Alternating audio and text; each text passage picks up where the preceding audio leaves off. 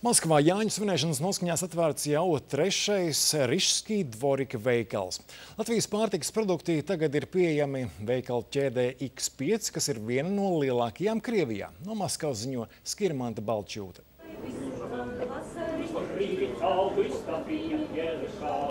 Tā nav vienkārši ielīgošana. Tā ir jauna veikala Rižskij dvorika prezentācija Maskavā. Dziedātāji ir maskavieši, latviešu biedrības pārstāvji. Kopā ar viņiem ir arī tie, kas apmeklē latviešu valodas kursus. Viņi mācās latviski vienkārši tāpēc, ka viņiem patīk latviešu valoda.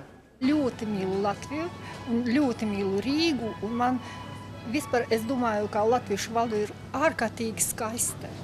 Un man ļoti gribas mācīties.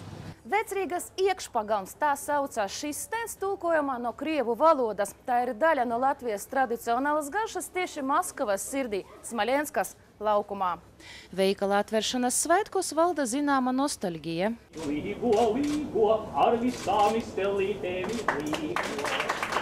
Šoreiz rīdziniekiem izdevās iekļūt prestižajā lielveikalā Zeļonij Perekrjostok, kurš ietilpst vienā no lielākiem Krievijā tirdzniecības tīkliem X5.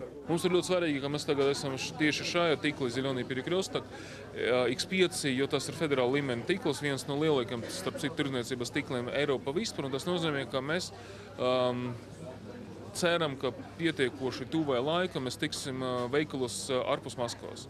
Un tāda veida arī reklamēsim tieši un netieši Rīgas vārdu citus reģionus.